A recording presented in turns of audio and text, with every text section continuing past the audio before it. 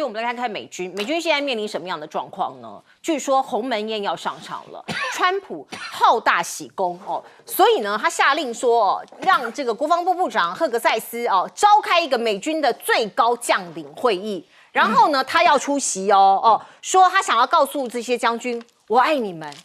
这到底是什么样一个肉麻的一个场合呢？可是呢，其实有学者在警告，他们也担忧会发生什么事，史上最大规模的清洗。这个专家是耶鲁大学的军事法专家，他叫费德尔。他说，这场集会是所有政治作秀活动之母，要去那边作秀，要去那边演而且要加剧军队政治化的可能性，他们感觉非常的担忧。那 CNN 也说，这一场所谓的最高级别的一个将领会议啊，其实他没有要发布什么样的重大安全声明，只是一场演讲而已。其实他完完全全可以用 email、用电子邮件就可以解决，可是他偏偏要把这些将领通通找过来，通通开个会，然后呢，让这个川普或者让赫格塞斯来摆拍摆拍更壮观，所以我说他好大喜功。那现在美国的军人其实也满肚子委屈。不过我们再来看看呢，中西包括中国大陆跟美国的军事的军备竞赛，我们看到呢，美国在9月17号到21号。在佛罗里达州东岸的外海陆续完成了4次的三叉戟的一个所谓的试射那这4枚没有携带弹头的三叉戟的第5弹道导弹，它试射的原因是什么呢？中国大陆就一直在密切的关注，他说这个到底有没有核子的这个威慑这样子的一个意味在里面呢？因为他们认为这是对中国大陆第一次公开的3位一体的核力量进行回应这是在93对岸的一个军事展示的时候呢，他们认为可能他们忌惮，所以做一个回应。而另外我们再看看东风5C 这是中国大陆的武器嘛，对上美国的义勇兵我们先来看看这个所谓93阅兵亮相的最新款的东风5C 的洲际弹道飞弹它可以载12枚有重返大气导引能力的核弹头。那美国跟它相对应的武器叫做义勇兵3型，可是因为它受到一个美俄之间新战略武器裁减条约的限制，它只能携带1枚核弹头。那另外还有很多的这个包括大家已经看到对岸不断展示的这个所谓航空母舰这个航空母舰它载了3种的这个机载舰，海试成功之后，我们看到中国大陆的官媒说，福建舰航母的弹射杆只有人的手背这么粗。那另外这个装备落后是不是此消彼长呢？因为美国现在可能碍于譬如说他们的一个国力，还有包括的经费的关系，很多装备现在面临很严峻的挑战。这是美国空军部长他说的主要原因是老化非常严重。可是中国大陆先进武器不断的展示出来所以某种程度外界会认为东升西降在武器这个部分。而另外呢，在中俄朝之间，美国某种程度也是非常的焦虑你看到最近3周，俄罗斯的军机不断的跑去北约的国家领空去骚扰引发欧洲国家他非常的担心，这些国家担心因为川普他下令这个抗俄的决心慢慢的减弱，包括钱啦包括他的这个政策都不到位，所以莫斯科加强对欧洲的敌意，不断的派飞机过来侵扰。那丹麦最大的军事基地现在也有无人机飞来飞去，彭博社说这是俄罗斯升高混合战的试探这个用这个无人机过来，它的 CP 值也很低，可是可以造成一个很重大的一个侵扰跟所谓的试探这样子的一个效果。而另外我们看到包括北韩的外务长崔善基现在过去中国大陆访问，他在北京跟中国外长王毅会谈了，他们说要深化合作抗霸权这个是什么样的合纵联盟呢？来先请教亮哥。我觉得这个他们当然是有所目的才会召集800个将领回来国内开会啦。我觉得应该是要做组织整顿这个包括2个方面第一个就是美国要做全球的战略收缩，比如说我看到的讯息啦，说要裁掉非洲司令部，然后并入欧洲司令部啊。那4级上将要裁10%，其他的要裁20%，就是他要做财政的精简啊，国防预算要更多要花在武器装备的研发跟制造，所以一定要把一些高阶的做一定的裁员啊。那第二个啊，我估计他是要公布未来的升迁准则啦，所以你要反 DEI 啦，那个多元啊什么，你这个违反 DEI 你就升不上去了啊，所以这个就是人事升迁的准则，他要做公布啊。那至于那个2025的国防战略，我不认为五角大厦有必要跟这些人讲啊，因为那个五角大厦自己高层知道就好了。因为这些人都是属于执行者。那美国目前在海外还有在活动的美军基地，大概还有300多个。我认为川普认为太多了，所以他要裁了。太浪费钱了。不，就是没钱了啦，讲白了就是这样啊。那设那么多干嘛？美国不是要聚焦到西半球？那些什么西太平洋啦、那个中东啊，还有欧洲啦、非洲啦，搞那么多干嘛？所以我是觉得他是要裁员。那这个在战略上就是全球战略收缩。是。那我们当然台湾也要有紧张啦，就是西太平洋它到底要怎么收缩？它很有可能啊，比如说我听到的啦，第一岛链的布置会减少。比如说冲绳今年就要裁掉9000人。这么多那这个是不是裁啊？有可能是移到别的地方去啊。那主要的原因就是因为第一岛链变成风险跟代价越来越大嘛。美国全世界的几个司令部公认最危险的就是印太司令部啊，因为你碰到中国大陆啊，那你射3叉戟这个没有用啊，因为真的用到这一个啊，地球已经没了啦。所以有没有扯到什么东风5C？东风5C 可以装12个弹头，对呀，核弹头是啊，3叉戟可以装8到14个，用到这种武器，互相毁灭了。我们已经没有地方移民了，只能移民到火星了。所以这个不重要了，重点还是在美国的一般的军舰啦、航母啦，然后空军啦、导弹啦，我讲的不是非核弹头的。你在第一岛链会不会越来越没有底气啊？所以会导致他在西太平洋做重新的布局。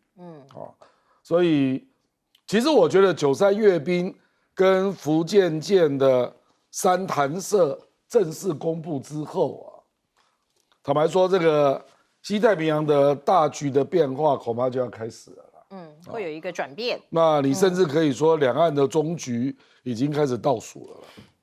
终局倒数，来将军。我认为美军这一次把他在海外的这些高阶将领召回去开会他可能要进行这个新一波的军事事务革新。我认为要革新了，因为我们可以看今年的中国大陆抗战胜利80周年的大阅兵，然后我们再比照一下美国建国250年，在6月14号，在美国的华府也举行了个陆军的阅兵。结果美国的阅兵好像逛大街，还签了那些好像他们太空漫步一样，比较像嘉年华会。对，有点那个情况。结果一看到中国大陆那种军容，这一比较之后，可能川普总统认为美国可能要从事军事改革，要不然的话，美国是军事霸权。结果现在这个状况好像这个东升西降，美国在这一方面，然后中国又我们讲的又试射弹道飞弹，各种新的武器推陈出新非常快速，结果美国在这个地方，尤其这几年，他推出的这些新的武器装备乏善可陈，所以他可能要进行新的事务革新。然后我认为他第一个要从这个人员维持费，因为国防预算有作业维持费、人员维持费，最后一个还有军事投资费用，这三个地方。结果美国的这个我们讲到的人员维持费太高了。1/3，对，占了1/3，你其他的根本什么都还没有做，都先发薪水就对了啦。其他的那个作业维持跟这个军事投资做这些轰炸机、战斗机、潜舰、巡洋舰、这个驱逐舰那么多的东西，也只不过占了1/3，另外1/3是这个作业维持。所以美国这样看的话，人员维持费太重了，在海外的驻点880个驻点太多了，可能要做精简。高阶将领太多，美国的这个部队总共是135万人，但是美国的4星上将总共是38人，太多了。每35000人就有1个上将，可能要裁掉7个，那只留下31位上将。那现在就要开始要要进行整编啦。你裁掉哪7个？美国有5军，陆海空加上海军陆战队也是个军种，太空军也是个军种。而从5军中怎么样去裁掉这7个上将，降编为31个上将？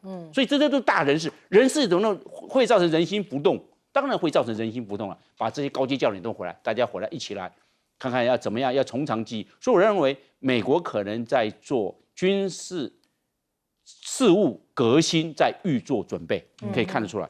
另外一个我们可以看了，那个中国大陆这支这个福建舰的这个3型的主力这个它的战机啊，包含歼15T 也好，歼35也好，还有空警600也好，都做弹射。那现在变成中国大陆的空军，它已经进入系统化、网状化作战。它的我们叫的海军航空兵，就是航空母舰，也走向网状化作战了。因为空警600一起飞，可以指挥歼35还有歼15啊，去攻击敌方的空中的飞机，还有海上的战舰，还有这个陆地的目标，都可以由空警600来做指挥。所以它的海航的部队、航空母舰的部队也进入网状化作战的时代了。好，请教聂老师。OK， 刚才2位讲到这个，他们这次军版鸿门宴有讲是组织改造或者军事事务革新，其实答案差不多。那我觉得啦，这我的分析就是说，当然你定期的在军中开一些重要会议是应该的，只是现在一个问题是，川普是什么样的人？他开的会到底要什么？这是我的重点。第一个，川普就是一个商人，他什么东西都会想到这个 dollar sign 钱。所以的第一个呢，军版鸿门宴第一个就会让很多军官紧张了，会不会被裁掉？所以人事可能是最重要的。他们会讲人事嘛，1/3很重要。那我觉得这是其中一个重点，他们会担忧。可是我觉得除此之外啦，我觉得还有就是，因为他真的要省钱，因为当时他跟 Elon Musk 很好，请他弄了个 Doge， 省了几千亿，结果他也去退群，也省了一些。他甚至呢也你知道吗？金融也政治化嘛，他要那个 Powell 也要听他话，快点降息来省掉我这个债券的付息。当然他不太听话了，拖一阵子。他现在军队也要政治化嘛，就是反正我川普想要的东西，你要尽量照我的格式。所以这个赫塞斯呢找了大家回来，我觉得当我的分析啊，它里面一定很多都跟钱有关哈，就是省钱，就是人事部分。但我觉得可能会有4、5个，我觉得可能他要的东西，我觉得基本上也开会总之要达到。第一个，我们知道古代呢，这个出马征战，起码到很远的地方，这个住这个塞外久了，也是要回来回报一下啦。召回，我觉得这是正面的了，让大家知道说你在的所有的地方有发生什么事，到底现在怎么样，情况怎么样，环境怎么样，氛围如何。就边塞的军官回来，这个也合理。第二个就是人事，很可能就是刚刚讲的，一定就是军费太多，他要省钱。美国现在的确是没钱了，要裁员裁军，这个当然也造成了将领之恐慌。第三个，他们有讲到说要鼓舞士气，其实我觉得他是要想鼓舞，但是相反的这个举动会衰弱士气，反而是打击士气啊，我会这样觉得哈。因为刚刚讲到嘛，你现在是用这个线上开会也就可以了，但你叫回来，可能在话语中有的。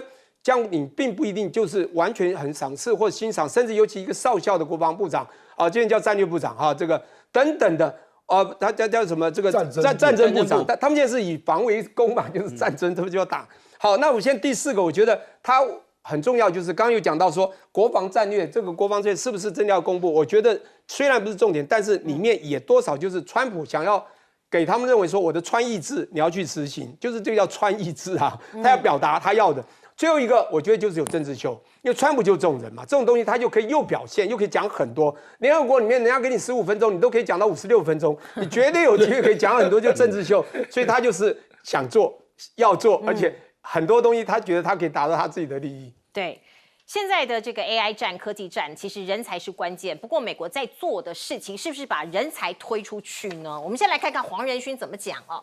他说：“你美国不要以为自己在 AI 的领域中领先中国很多，其实我们两者之间的实力只有奈米秒之差，很少很少哦。”所以呢，他认为对中鹰派这些人是把那一些很聪明的中国留学生，在美国也发展很久的这些关键的绩效指标如果你把它给推出去，这个对中鹰派摧毁追寻美国梦的管道你这些人不是爱国者已经成了耻辱的徽章这是这个黄仁勋一贯以来这几个月不断的在讲的。可是看起来川普还是往另外的方向走，包括你看到呢，现在所谓的2025人工智慧计算大会我们看到这个推理速度啊，还有用的这个金钱啊，像是100万 token 只要1块钱就可以做出来，还有它的时间也缩短的非常的小所以真的是日新月异。央视的报道说，66%的美国产品都在使用中国晶片，美国因此陷入了极大的焦虑之中这是他们自己这个根据美国政府的研究结果来显示所以可能川普政府的焦虑就是来自于这个，因为中国大陆的成熟晶片已经占了很大的一个市场所以你很难摆脱。那另外我们再来看看，包括习近平跟马云和解了吗？几年前我们看到马云因为批评某种程度他批评中国大陆的金融监管制度所以看起来被中国当局给封杀，还被视为麻烦制造者。可是现在呢，好像他又回到北京的信任圈，而且开始活跃了。我们来看看9月16号的央视中国国务院总理李强他跑去青海嘛，结果呢现场有一块白板就详细对比了辉达专门为中国市场设计的这个 AI 晶片，大家知道 H20 和阿里巴巴旗下的半导体公司平头哥所开发的 PPU 晶片一起放在那里，所以某种程度我们看到阿里巴巴最近的股价也上扬了。而另外我们看到我们刚刚讲到把人才往外推这个所有的这个证据大概都是指向这个 H1B 的签证费暴涨，看起来是来对付印度人因为印度人这个某种程度他们拿这个 H1B 的签证是最多的人，可是中国大陆呢这个时间点跳出来抢人才喽你看到10月1号开始，中国宣布要正式启用 K 字签证，它是为了吸引这些技术啦、科学啦、工程啊跟数学这些理工领域的毕业生你可以来中国大陆学习或者是展开商业活动的便利这个地方封锁，这个地方大开欢迎之门所以你看到印度媒体这几天也在批评这个美国的天价签证费，他说这是短视加速中国技术崛起。而另外我们再来看看，包括印度媒体就说了中国大陆其实某种程度你是把人才移到美国，你是把人才移到中国大陆去，此举实在是太过愚蠢了。还有一个举措，这是美国对印度的制药企业加征100%的关税。那中国大陆一看机不可失，就向这些印度制药公司敞开零关税的大门一样，人才过来这个制药厂这个药我们买了，我们收了零关税。那另外呢，美国的盟友南韩最近其实跟美国的这个中间也有很多很紧张的情势所以你看到先来看这个所谓的签证制度南韩跟美国他们开了一个会在30号会在华盛顿开就是要把 B1 商务签证的适用范围开始要研究从对美投资工作的南韩企业界人士，看起来是一个比较友善的举措。可是，韩国一方面也要为自己的国家经济做准备嘛，他对中国大陆的游客试行免签证29号开始，他开始要放宽不用钱，你就可以来拿这个 Visa 到明年的6月30号。访韩的陆客预计可以突破100万，因为过去一段时间南韩跟中国的关系也不太好，所以中国大陆游客有一阵子是抵制去南韩的。来请教亮哥。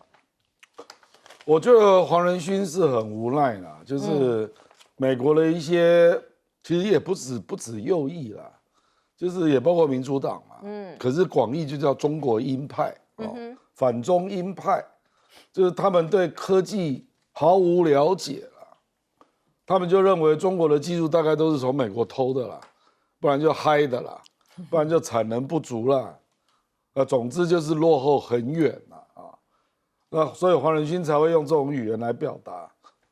他以前是说差距不到3个月了，现在说那一秒，这个那几乎秒还不够，几乎一样是同步，几乎一样了。对啊，黄仁勋是很无奈，因为他的 H20大陆认为太低阶了，我们不买。你说那个阿里巴巴那个 PPU 平头哥啦，为什么会被肯定赞扬？因为阿里巴巴总算开始做正事了啊！你做了蚂蚁金服干什么嘛？你就是要好好来做你的人工智能，而且呢，它这个不是给台积电代工的，是中芯国际代工的，那这个 PPU 就是平行处理的那个 AI 啦，那这个目前占中国大陆大概 AI 推理大概芯片占了70%，所以中国大陆就政府就是希望他做这种。他觉得这个还是重要的事，不要做那个什么金融服务啊，或者做什么电商啦，对啊，那个技术含量比较低嘛，所以他被肯定就是你过来做这个有技术的东西啊，为国争光啦之类的，协助建立人工智能晶片的基础啊。那黄仁勋就觉得他想要卖中国好一点的晶片啊，因为你不卖，再隔一阵子人家就追上了，就不买你了。比如说中国大陆真的愿意买 H100，结果不能卖，美国反对啊，那怎么办？那这个市场又非常大。对，黄仁勋估计中国大陆大概在3年左右，它的国内的 AI 芯片的市场会有500亿美金。你说对他来讲，他怎么可以不抢？真的无奈。本来 H20那个市场是大到150亿是啊美金呢，是，结果现在他不买啦。大陆不买了，对啊，那这边要高阶一点，美国又反对，对啊，所以他变得很难做人呐。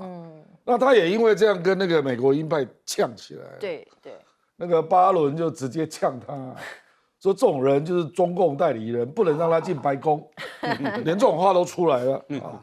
所以我坦白讲，我认为没解啦。我这个东西就好像中国大陆93阅兵、福建舰3个弹射。那美国的军方也说啊，这个假的啦，不理啊，可是有一些网红当过飞行员的，人家就在 YouTube 上在说这个美国要注意啊，这种东西假不了的啦，一看就知道是不是真的，可是问题是美国的政治精英就是这种水平，就他们不懂啊，可是问题是国会就是这种人在掌权啊，比如说那个 Tom Cotton。懂个鬼啊！不懂也不想懂。他也不认真去了解，他也不想懂，可是他也他就直接挂着说你偷的。对，其实跟那个鲁特林克讲的不是都一样？假的。坦白讲，鲁特林克在讲那个台湾的芯片，其实我们的高阶芯片目前自己掌握的只有82%。他说95%。对啊，他怎么讲95%？所以他的数据都是错的。他也是乱讲一通。我跟你讲，如果全部的芯片都算，我们台湾现在只占62%。是啊。结果他一口就说你95%。所以郑丽君去那边要跟他讲清楚啊。这个没有办法。没有办法。我觉得这个美国的悲哀就在这里了。是啊，我们进一下广告。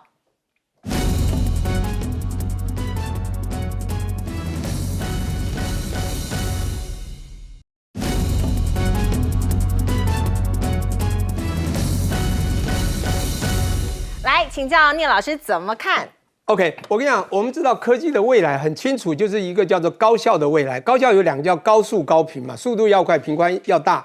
现在我们都知道，刚刚讲到一个东西，我必须讲一下，就是 H100美国还真的不能卖。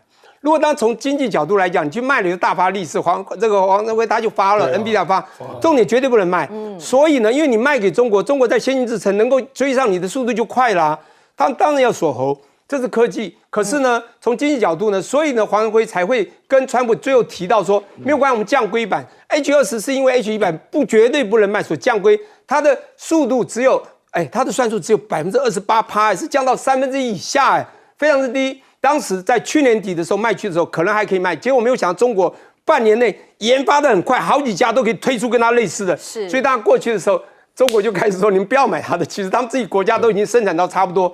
就是黄仁辉当时讲的时候，你之前讲说差3个月，他在几个月前啊 H20要去的时候，他说啊，你不要挡他们，一挡的话，他们自己会研发，因为他们现在就在我们转个头就看到了，真的。现在叫做赖秒，我要几天就会变，过下个月或者明天超过了嘛，就是这样子啊。所以我觉得这是一个可怕的未来哈。我还是讲一下，不只是 H20啊，你要知道前一阵子不是也开放一个吗？他们这个是被开放的 ，X 这个叫 RTX 的 Pro 6000，不是也被下架？我跟你讲哈，中国其实他们有他们的实力，成熟制程配套的，包括像你看那个新能源车，全世界可以到倾销的地步，被人家限 quota，就是因为它能量太强，它制造速度太快。就像川普上个月很担心说，我们以前一天造一艘船，怎么一年造不出一艘？中国现在一年可以造几百艘，我们讲一般的船，制船能力是我们的300多倍了。这就是中国现在制造力，也就是说，现在美国就算10几艘的航空母舰，中国只有3艘在4艘，在不久2、3年之后5艘、6艘，我跟你讲，新的船舰会比你旧的那些已经老旧的福特号、尼米兹号可能会强了，一艘可能比2艘。当然这是我的推敲，因为中国在变化。我现在要讲就是说，这个没有办法。我现在讲一个，我必须要讲，这阿里巴巴，我是蛮欣赏他的。我觉得我跟大家解读不同。他从头到尾都没有跟政府或习近平有真正吵过架，没有啊，没有。2000年到2001年，他是当时在做这些支付宝或者蚂蚁金服的时候，那个年代是那个时候，他推了一带一路的，他主要是用他科技绑桩，他有违法，就是没有法可管的时候，他卖出去。老师，我们先定一下广告。对，对不起，因为我们。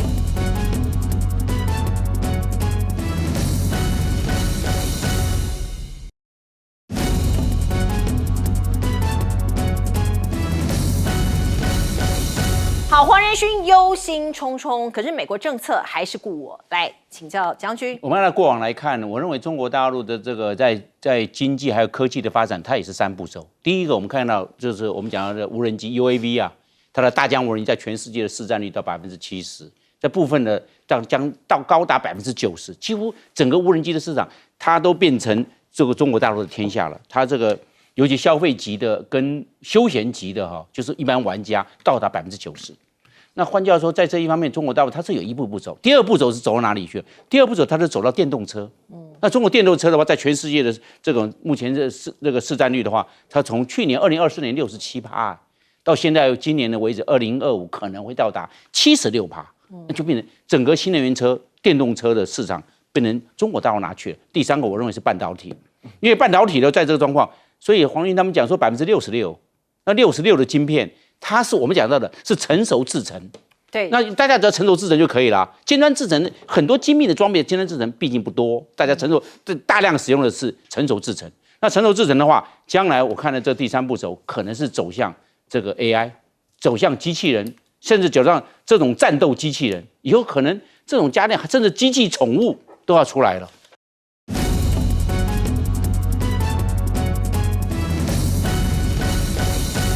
欢迎您回到新闻大白话的节目现场，我们来关心这个海军上将黄曙光他请辞了国安会资委，已经获准了。可是呢，外界把他称为潜舰国造的推手所以这个国建国造的推手离开了，会不会影响到我们现在的潜舰海鲲号的海测还有交舰进度呢？我们看到王定宇，他是国防外交委员会的委员嘛，他说有信心啦潜舰国造可以稳健发展，因为不管是后续的海测或者是后续的这个舰的新舰都可以稳定的发展。那国造潜舰的未来，因为当然有很多人有很多的质疑嘛，包括技术啦、核心技术有没有被卡还有这个造舰的费用等等专家就讲说从目前外界得到的资讯来看，系统整合还是问题，长远来看相关的问题不是不能解决，可是要花很多时间跟钱这个很难免。所以是不是卡关了？可是我们的立法委员有时候监督又很容易被戴上帽子就是说你监督我们的国建国造监督如何这个变成很难做。那我们来看到这个一切的源头，大概就是抗中保台这个已经太过把它推到某一个这个程度了。所以你看到，包括一位国际专家，他叫做 Kevin Chu， 他就说台湾现在的这个危机感下降，因为你抗中保台喊太久了啦。大家脚都麻了，每天都在狼来了，狼来了，在抗中保台所以他说，现在两岸局势升温之际，民进党政府所面临的内忧外患是什么？是选民我们台湾人显然对政府的警告缺乏信任，感觉你在骗人。当民众缺乏危机意识，就不会愿意把国防预算军事训练或动员措施置于薪资还有住房等民生议题之前。政府要告诉我们真话啊！如果你一定用骗的，或者被发现你是用骗的，大家就不信任你了。那另外，我们再来看看，包括吴钊燮要下台了吗？这是来自媒体的报道，说赖清德其实对吴钊燮已经不爽很久了。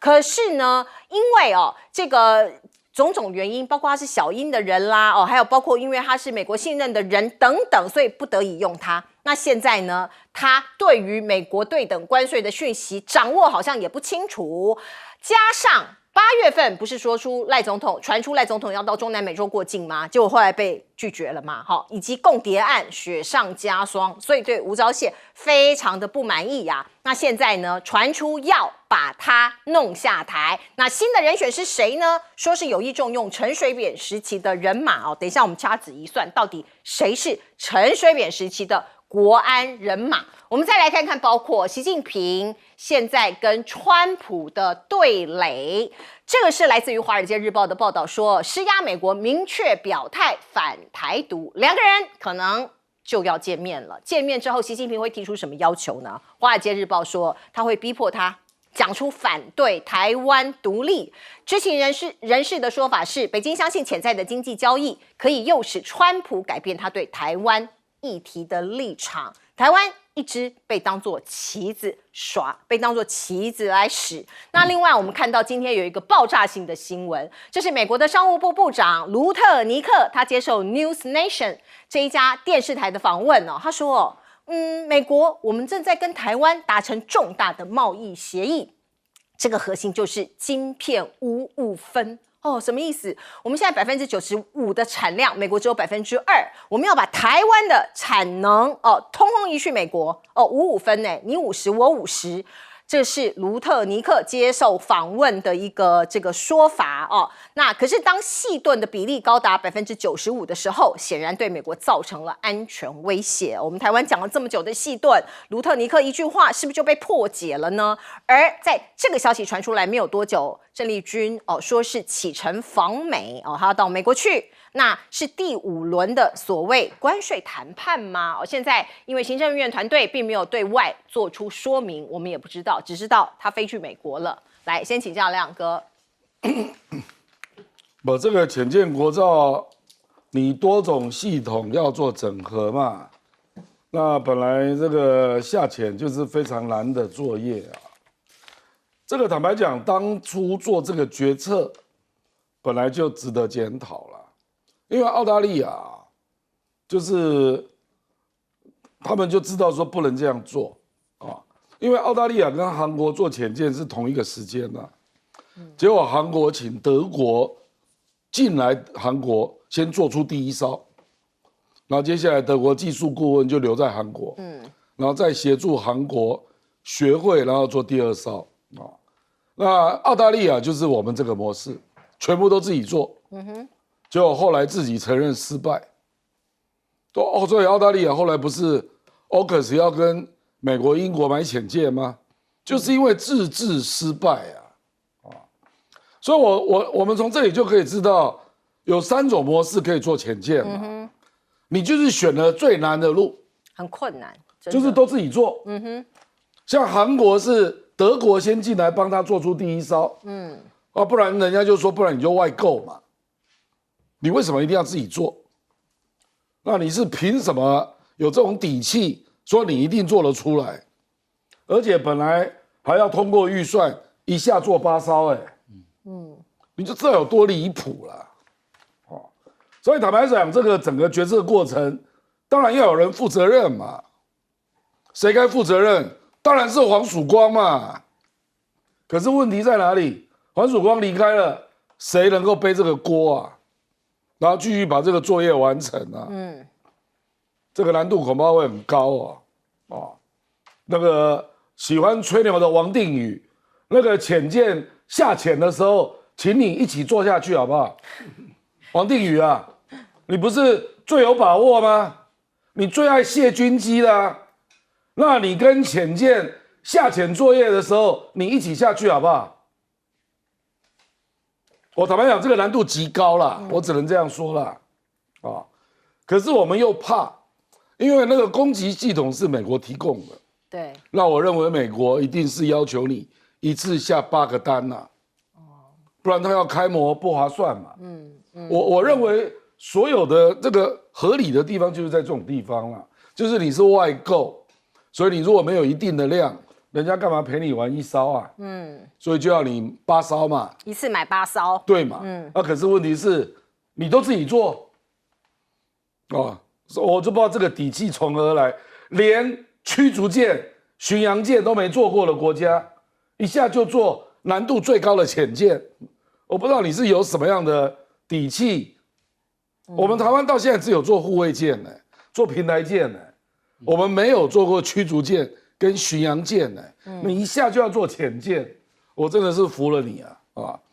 所以到最后人家就一大堆比较就出来，因为日本不是刚做了那个金级的潜舰吗？结果人家比你还便宜，而且人家一下就做成了。就说你为什么不先从别的国家引进啊？反正这个现在已经到这个地步了，木已成舟。我们当然还是希望第一艘能够过关呐。那最有福气的、最有把握的王定宇下潜作业，请一起下去吧。让我们有信心一点嘛，对不对？搞不好王定宇一起做下去，第一艘下潜作业就成了，对不对？对啊，那他也监督更有力了。所以我是觉得，军事的东西不是说，人家要监督你就是反对你做，不是啊。我根本就主张就直接用买的。对啊，你如果用买的，我同意啊。或者用韩国模式，你第一艘先给别人做嘛，我们先一起学嘛。这个都是合理模式嘛。那当初你为什么要这样干？就直接自己做这个真的是有极大的勇气了我不知道是谁协助做这样的决策。那吴钊燮，我认为他早就该下台了，早就该下台了。我坦白说了，美国对于他的助理是共谍是非常生气。因为国安会秘书长这个级别这么高，对呀，你会导致美国有很多机密都被你的助理看过，这是多严重的事情啊！那结果立法院要你去备询，他也拒绝去，2次都没去。你赖清德竟然还纵容，我觉得这个实在是太离谱了啦！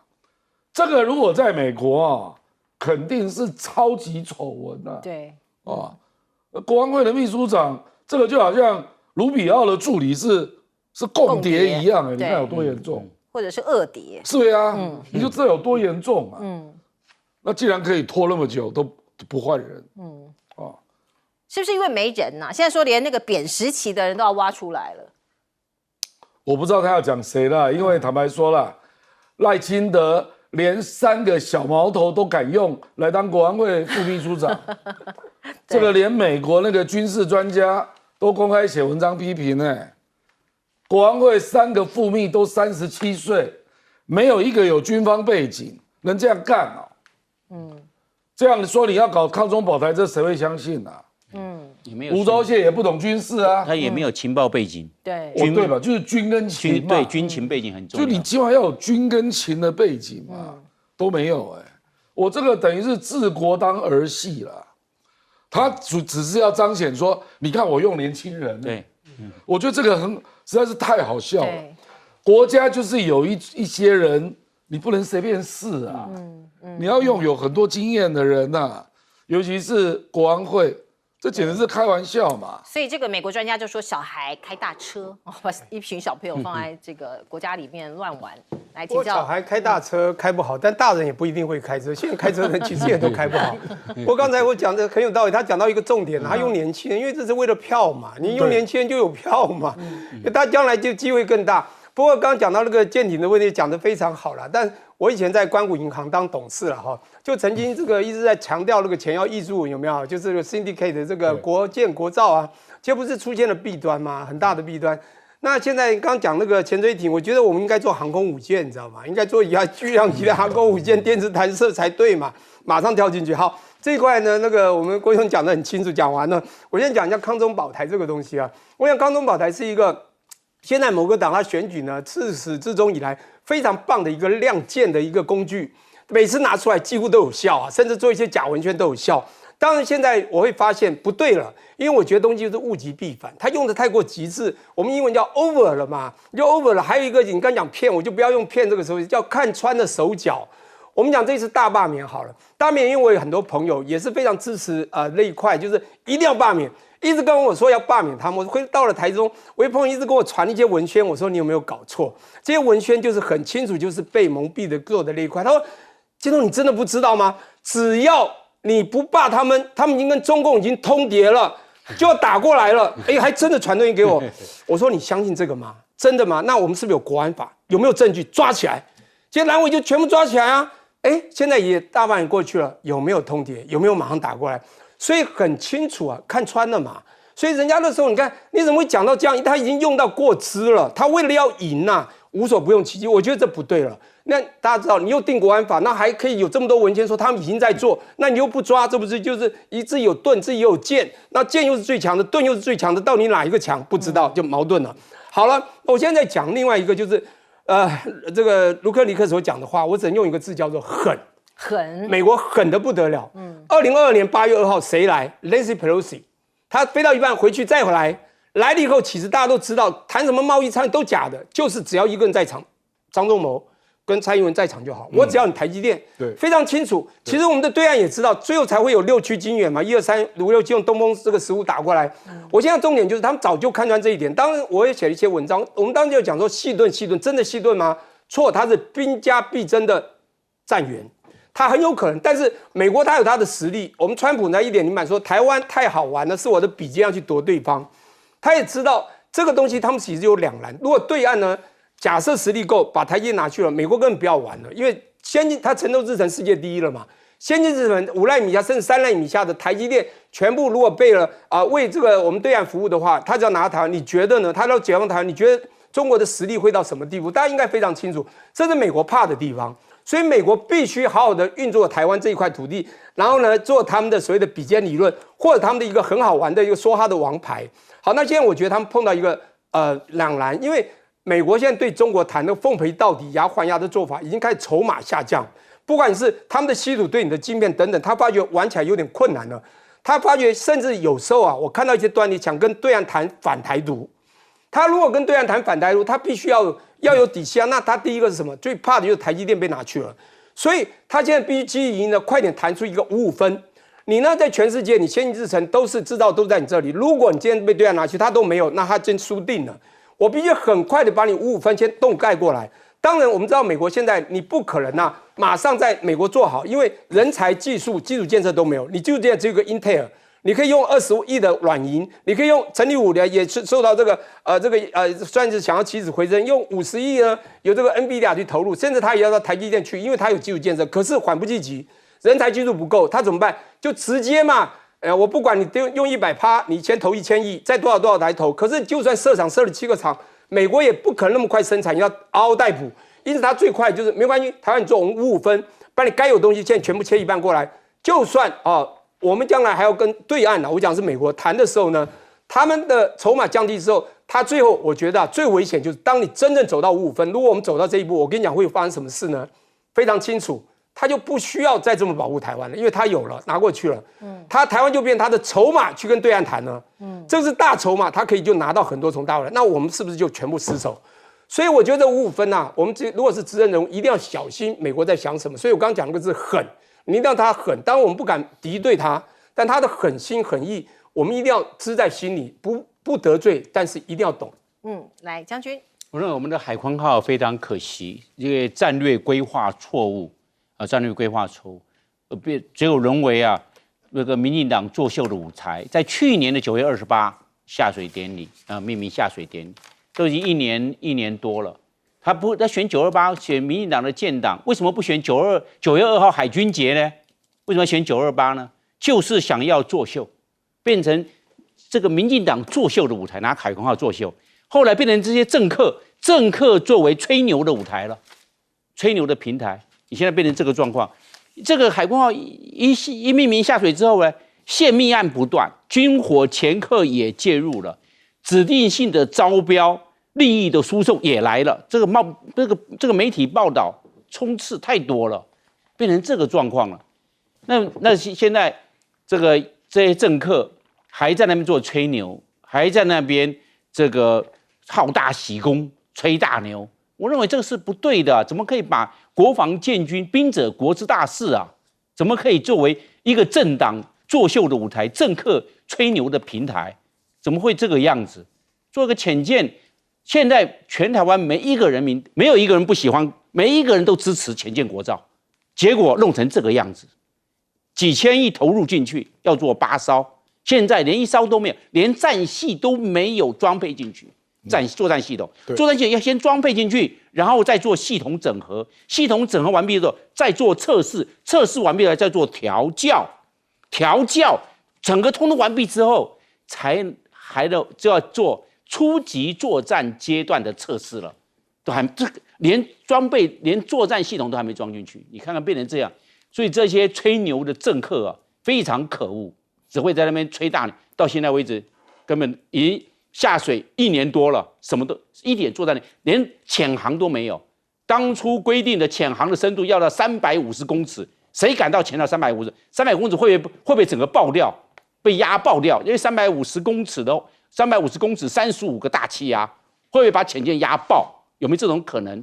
我们都要非常谨慎。另外一个，这抗中保台排司令，我们知道，这个民进党一执政之后啊，都在利用国军，对吗？现在你看，现在国军现在弄成这个整个战力薄弱，现在边线比有史以来最多，没有兵，缺了6万个士兵找不到，志愿役士兵缺6万个，有官没兵怎么打仗？兵都在基层，非常重要，战力发挥的首要，然后要给这个立法院通过，要给这些兵啊自愿役的给他加钱，加自愿役加级，通通被行政院否决冻住。根本没办法，现在根本招不到，根本没人要进来当兵，当志愿役的士兵怎么办？买再多的武器装备，没有人怎么样形成战力嘛？所以民进党只会吹牛，真正的好好的办事，我那个，然后还有歧视军人，说军人是米虫，是年轻人有志青年，谁要加入军中当米虫？民进党应该出来勇于认错。当初在联改的时候，这种歧视性的人改，在那边嘲讽军人是米虫，民进党到现在为止还没道歉啊。你说赖清德是民进党的党主席，有没有出来道歉？是这个样啊，对不对？徐国勇是民进党的秘书长啊，他有没有道歉？他还在这个我们讲的光复节啊，乱讲说台湾没有光复节，这国军打下来牺牲那么惨烈，这是国军的光荣，竟然说台湾没有光复节，这是非常可恶的事情。然后招生的标准也下修，也找不到，现在标准要下修到底了，不能再低，全世界最低的标准，身高啊就150公分。女生身高，男生身高152公分，全世界最低的标准，还招不到士兵，怎么办？民进党有真正的爱护国军、支持国军、尊敬国军吗？应该好好反省。你看将军都生气了。